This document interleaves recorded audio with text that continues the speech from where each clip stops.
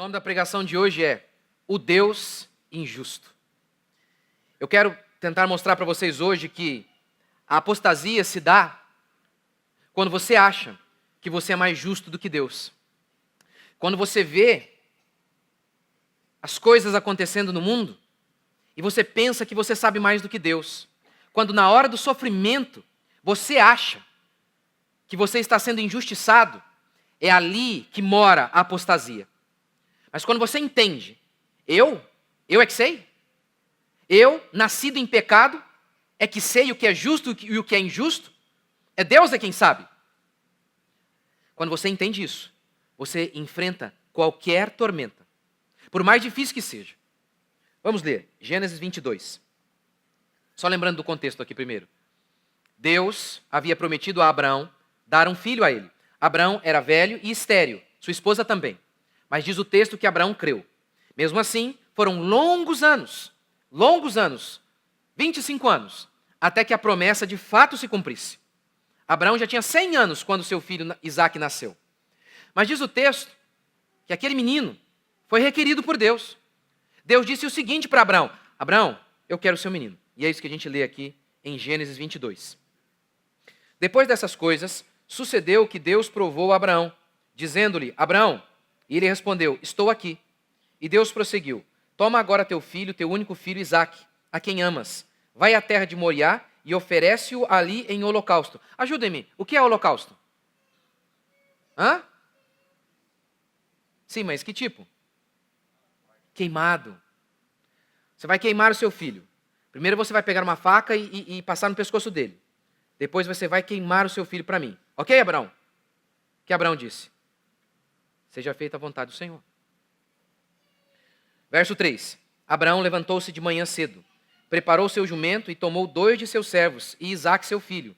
E tendo cortado a lenha para o holocausto, partiu para o lugar que Deus lhe havia mostrado. Ao terceiro dia, Abraão levantou os olhos e viu o lugar de longe. Então Abraão disse aos seus servos: ficai aqui com o jumento. Eu e o moço iremos até lá. E depois de adorar... O que seria adorar mesmo, irmãos? O que seria adorar? Matar o próprio filho. Verso 6. Abraão pegou a lenha do holocausto e colocou-a sobre Isaque, seu filho. Levou também o fogo e a faca, e foram caminhando juntos. Então Isaque disse a Abraão, seu pai: meu pai, respondeu Abraão, estou aqui, meu filho. Isaque perguntou: o fogo e a lenha estão aqui, mas onde está o cordeiro para o holocausto? Abraão respondeu: meu filho, Deus mesmo proverá o cordeiro para o holocausto. E os dois iam caminhando juntos. Tendo eles chegado ao lugar que Deus havia mostrado a Abraão, este edificou o altar e arrumou a lenha. Depois amarrou seu filho Isaque e o colocou em cima do altar, sobre a lenha. Isaque também obedeceu. Ele já era um menino, ele sabia o que estava acontecendo. Não apenas Abraão obedeceu, não apenas Abraão iria matar o filho, como Isaque também aceitou morrer. Verso 10. Estendendo a mão, pegou a faca para imolar o filho.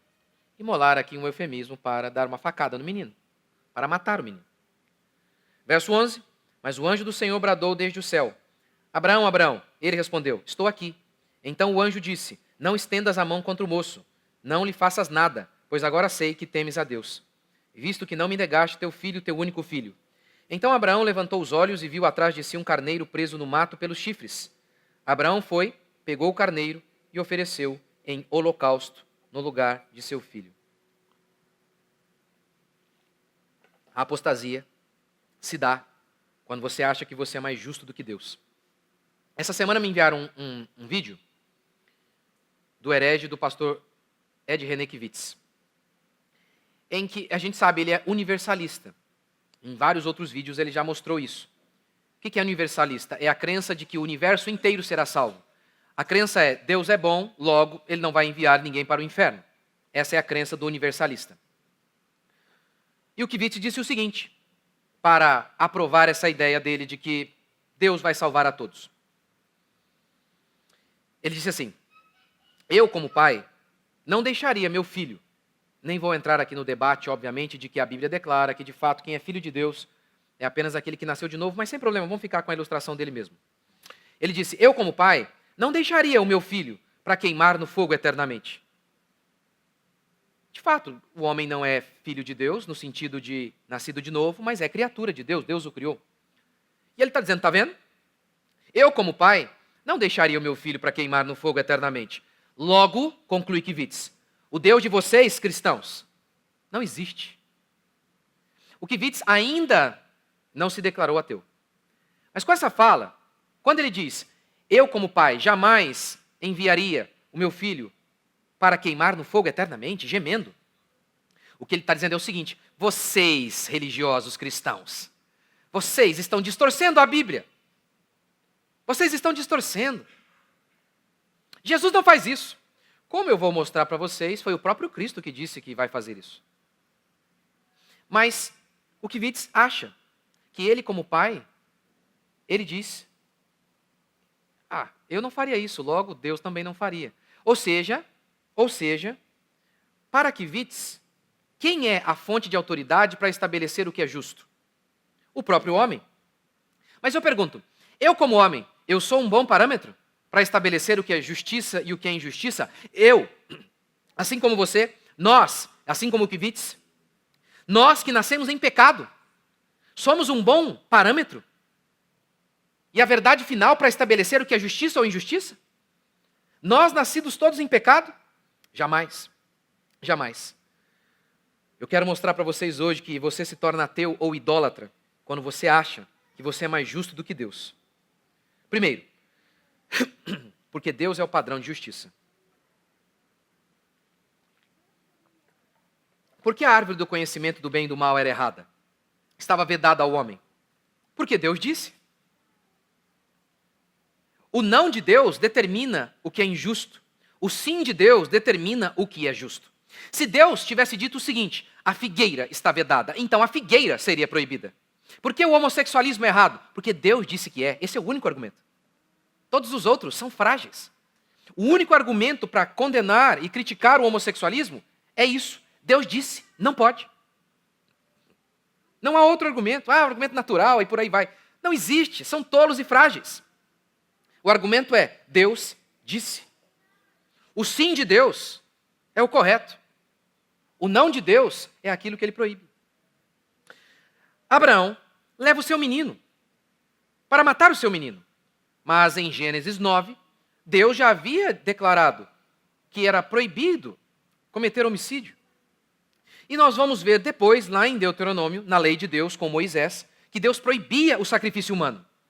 E sabemos que Deus não muda. Mas Abraão não questiona. Abraão vai. Por quê? Porque Deus disse. O que Deus fala é sempre justo. Deus é perfeito em tudo o que ele faz. Se Deus quiser levar o seu filho para salvar outras pessoas, oferecer o seu filho para salvar outros, ele faz? É claro, ele faz. Por exemplo, Deus tirou os filhos de Jó. Para quê? Para que no final da vida Jó dissesse o seguinte, antes de perder os meus filhos, eu te conhecia de ouvir falar.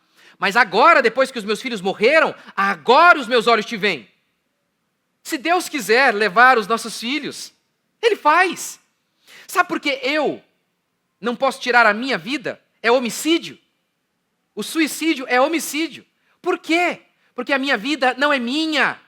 Mas a Bíblia declara, Deus declara, eu sou Deus e não há Deus além de mim. Eu mato e faço viver. Porque quando Deus mata, ele não está pecando. Porque ele é o autor da vida. Ele estabelece o que é certo e errado.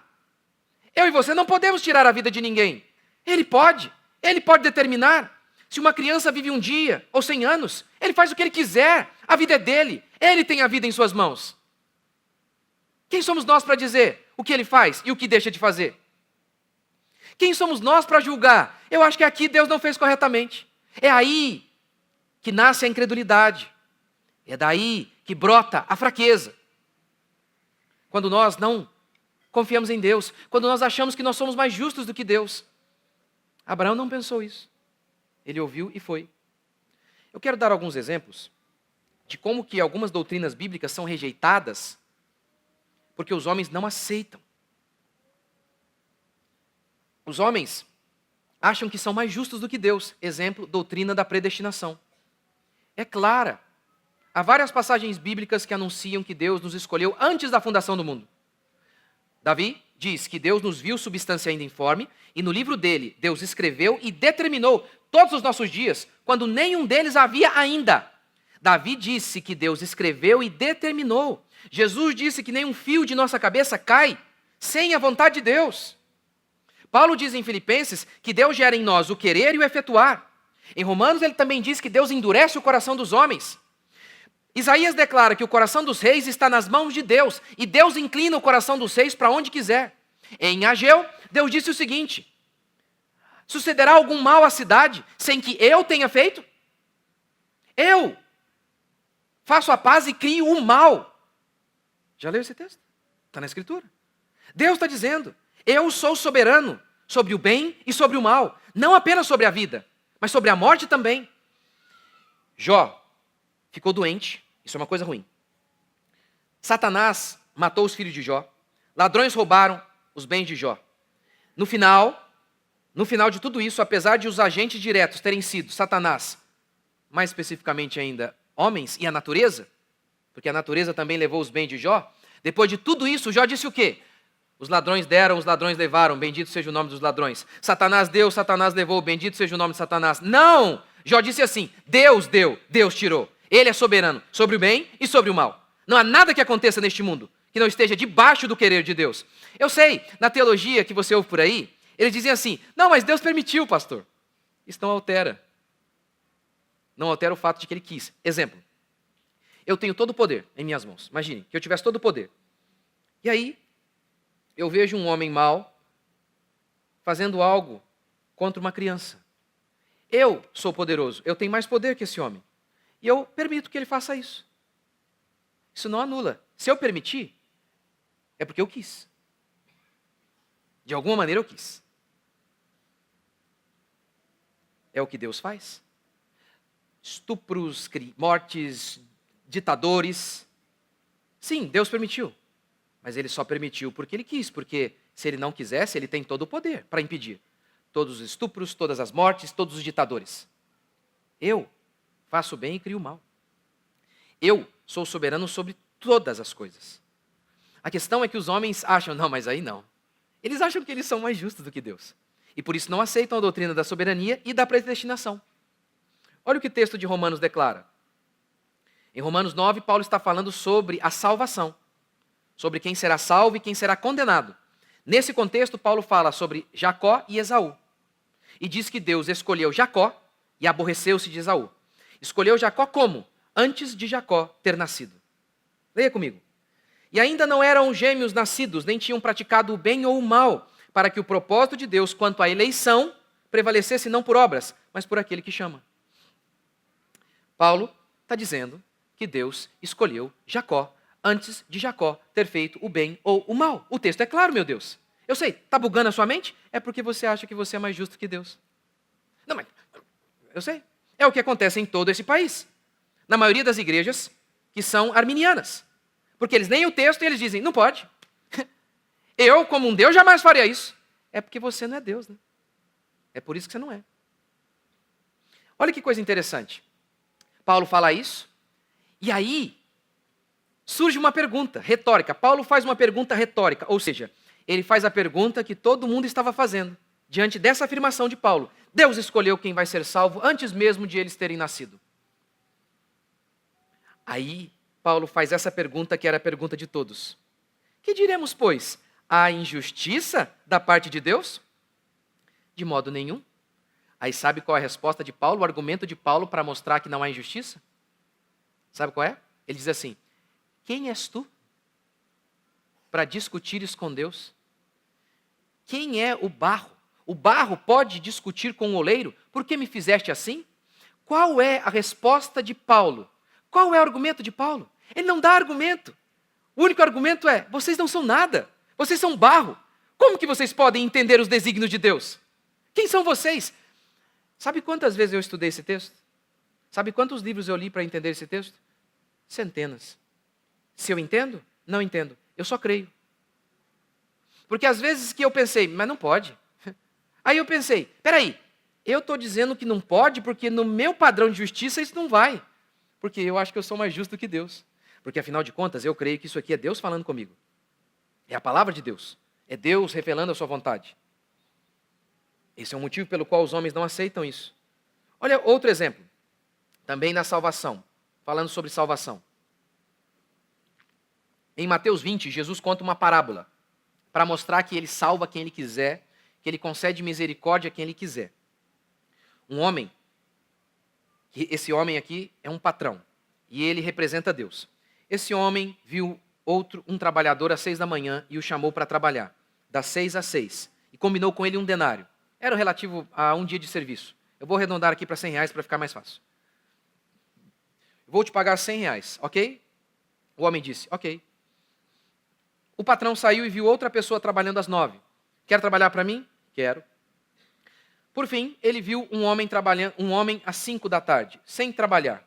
Quer trabalhar para mim? Sim. No final do dia, o patrão foi acertar contas. E começou a acertar contas com o último, que trabalhou apenas 1 hora. Quanto mesmo? Quantos reais o primeiro, que trabalharia o dia inteiro, iria ganhar? Quanto?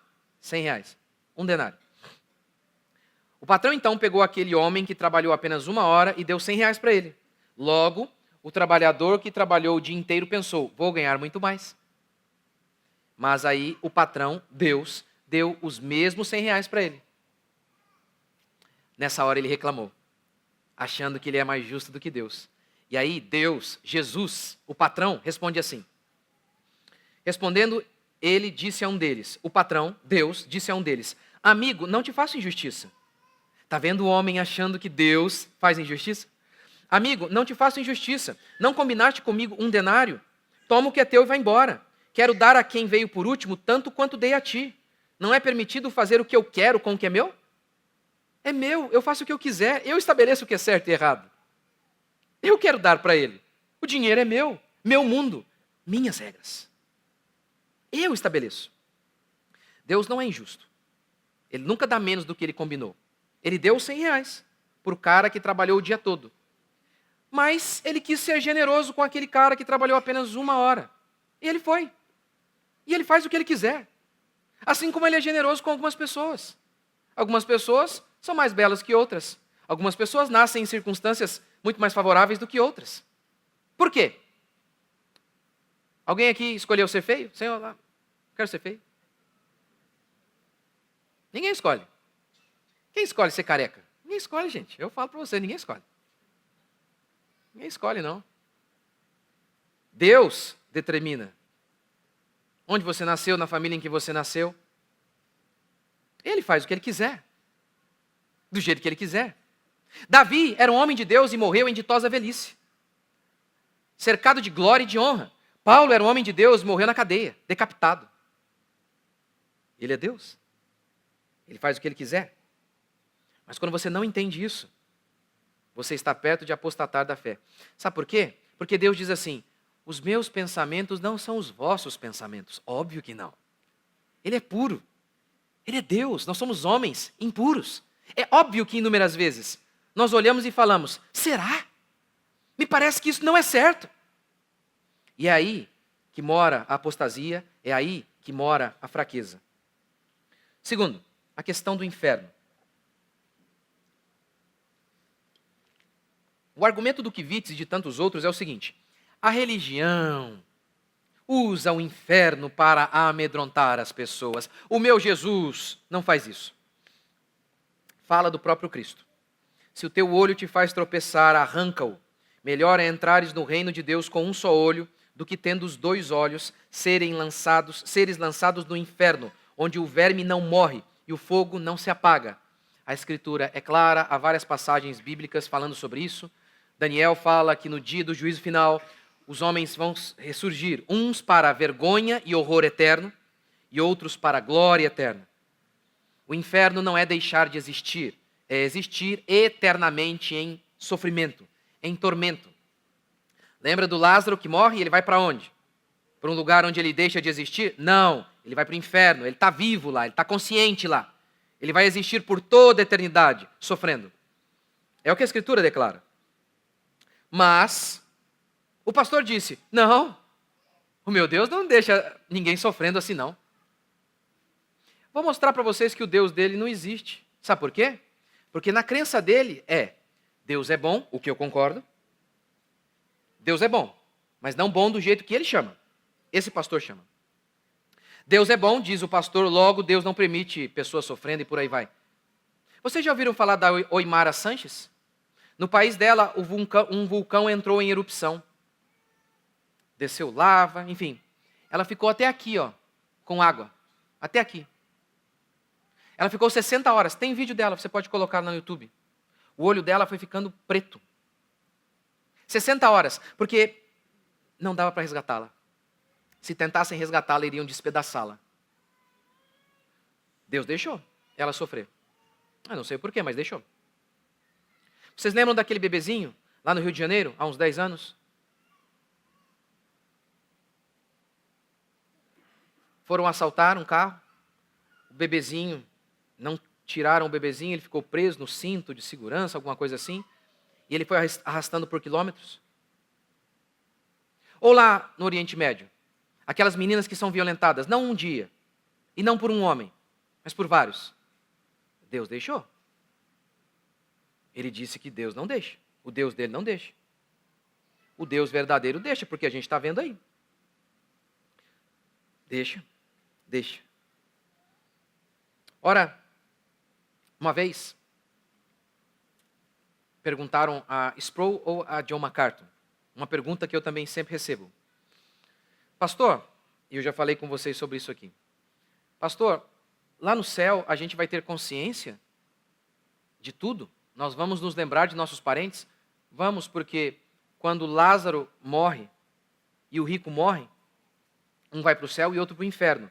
E lá no inferno, o rico, ele se lembrava de seus parentes, tanto que ele disse, Abraão, envie pregadores para pregarem aos meus parentes, porque senão eles virão para cá também. Está vendo? A gente vai ter consciência. Lá em Apocalipse fala-se dos crentes que morreram. E eles falaram, Senhor, até quando o Senhor não vai vingar o nosso sangue? Ou seja, teremos consciência. Eles se lembravam de quem havia os matado. Teremos consciência. Teremos consciência como nunca. Mas pastor, se teremos consciência, se eu estiver no céu e um parente meu no inferno, o meu céu não vai se tornar o inferno? Não. Hoje sim. Se fosse hoje, sim. Porque hoje, eu e você, ainda estamos infectados pelo pecado. Por isso nós ainda somos injustos e pensamos de maneira injusta. Por isso iríamos sofrer. Mas quando nós estivermos na glória, não haverá mais pecado em nós. Portanto, tudo que Deus faz é certo, justo e correto. Você, lá no céu, vai ver os seus parentes do inferno e vai estar satisfeito, assim como Deus está. Porque Deus é justo. Mas hoje eu sei, você se choca com isso, por quê? Porque você acha que você é mais justo do que Deus. Abacuque estava vendo a desgraça no seu país. Crianças sendo mortas, pessoas sendo violentadas. E Abacuque então ora, Senhor, faça alguma coisa diante da injustiça. E Deus diz, eu farei. Eu vou enviar a Babilônia para matar todo mundo aqui. Aí Abacuque disse, o Senhor envia um remédio que é pior do que a doença. Porque aqui os homens de Israel são maus. E eu estou pedindo para o Senhor fazer alguma coisa. Mas os babilônicos, eles são o demônio. Diz o texto que Abacuque subiu na torre de vigia e orou, porque ele não entendia o que acontecia. E aí Deus falou com ele, o justo viverá pela fé. Como assim? Eu não entendo, e óbvio que não, afinal de contas, os pensamentos de Deus não são os meus pensamentos, e eu ainda estou limitado pelo pecado, pela injustiça, pela minha injustiça. Mas eu confio em Deus. Afinal de contas, Ele é justo em tudo o que faz. Ele é justo em tudo o que faz. Ele é a rocha. Suas obras são perfeitas. E todos os seus caminhos são justos. Deus é fiel, que não comete erro. Justo e reto Ele é. Por fim, já estou encerrando, a questão do sofrimento.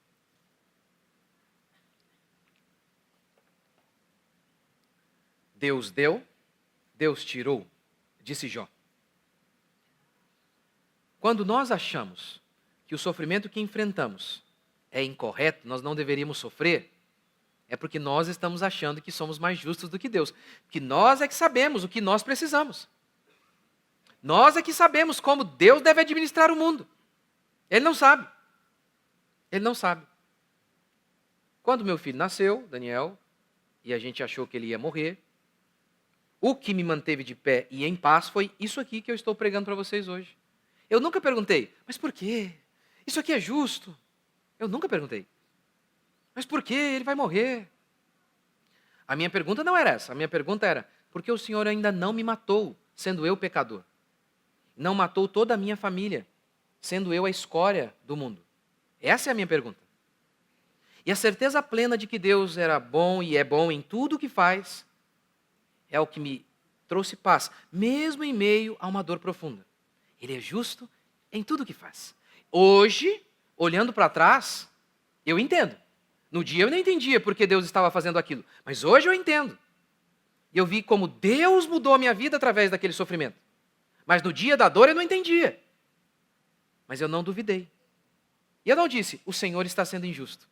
E foi justamente por isso, por saber que eu sou pecador e tudo o que Ele faz é perfeito em sua obra, que eu me mantive de pé. E é assim que os homens de Deus se mantiveram ao longo de toda a história. De toda a história. Eu, que várias vezes já olhei aquilo que estava acontecendo e enxerguei algo errado por conta da minha inveja, da minha soberba, por conta da maldade do meu coração. Eu interpretei as coisas de maneira errada. Eu sou um bom parâmetro para determinar o que é justo e injusto? Jamais. Jamais. Abraão não pensou, é justo, é injusto isso? Ele sabia que Deus é justo em tudo o que faz. Mas para encerrar, pensando como o Kivitz pensou. O argumento do Kivitz para estabelecer o que é certo e errado é baseado na perspectiva humana. Um homem jamais faria isso. Um pai jamais faria isso. Jamais colocaria um filho para sofrer eternamente, a sua criatura para sofrer eternamente no inferno. É verdade. Um homem não faria isso, porque o homem é injusto. Eu também não faria. Mas na perspectiva humana ainda, se a gente fosse basear Deus, determinar o que Deus é, com base na perspectiva humana, de um pai humano, Deus também não ia salvar ninguém. Afinal de contas, algum de vocês colocaria o seu filho no madeiro para sofrer e morrer por bandidos? Nenhum de vocês. Então, se a gente fosse usar a perspectiva humana para estabelecer o que Deus é ou não é, ninguém seria salvo. Porque Paulo disse o seguinte, porque dificilmente haverá quem morra por um justo, pois talvez alguém até ouse morrer por quem faz o bem. Talvez, diz ele. Mas Deus prova o seu amor para conosco ao ter Cristo morrido por nós quando ainda éramos pecadores. Ou seja, ele está dizendo assim, em relação a homem bom, talvez alguém entregaria a sua vida, mas por homens maus ninguém morreria. Quem de nós morreria por um homem mau? Pior ainda, qual de nós entregaria o seu filho para morrer por bandidos? Portanto, se fosse para usar mesmo a perspectiva humana, é verdade, ninguém iria para o inferno? Não. Mas também ninguém seria salvo. Porque os meus pensamentos, diz o Senhor, não são os seus.